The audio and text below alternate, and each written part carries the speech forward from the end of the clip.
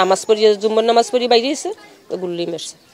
কোনো ই নেই আমি, কারণ ওরা কেউ লোকে কোনো বদনামী করে না, কোনো খারাপই করে না, ওরাও যথেষ্ট ভালো, ফ্যামিলি সহ যথেষ্ট ভালো। আর ও তো কোনো মুখের দিক কথা বলে নিসমিশে ইয়া আয় নিসমিশে গিয়ে যায়, যথেষ্ট ভালো ফ্যামিলি সহ সবাই। আপা আমরা জানি, আমরা ওনার খুব ভালো। আয় যদি আপা কেমন আছেন, যায় যদি আপা কেমন আছেন, দেখা পাইলে খুব ই করে, পরিশ্রম করে, ভালো থাকেন, অনেক দোয়া করি আমরা ওনার উসিলে। উনি খুব একজন ভালো মানুষ। এই জায়গা ভাষাই বলে গুল্লি মারছে, বলে অসুস্থ, অপারেশন করছে, পুমায় চলে গেছে বলে দোয়া করি। সেটাই আমার দৃষ্টিতে আমি যতটুকু বুঝি যে রাজনীতি সবাই করতে পারে, করার অধিকার আছে।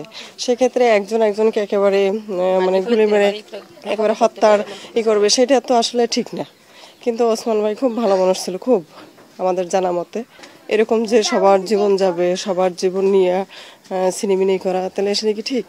তার একটা বাচ্চা, তাদের এখন মনের অবস্থা কেমন তো বুঝতেই পারছেন। আমরা শুনছি যে নামাজ পড়িয়া বাইরে এসে সেই সময় গুলি লাগছে, এইটুই শুনছি আমরা, আর কিছু শুনিনি।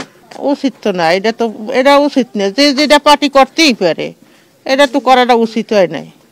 বিচার সেটা তো নিজস্ব লোকে চাইতে পারে, এটা তো আমি কইতে পারি না। হলে তো এলাকাবাসী ওইতে এটা ঠিক, আমাকে কোনো ক্ষতি করে না, সে ভালো ছেলে আসলে বিচার সেটা অবশ্যই চাওয়া যায়, বিচার চাই।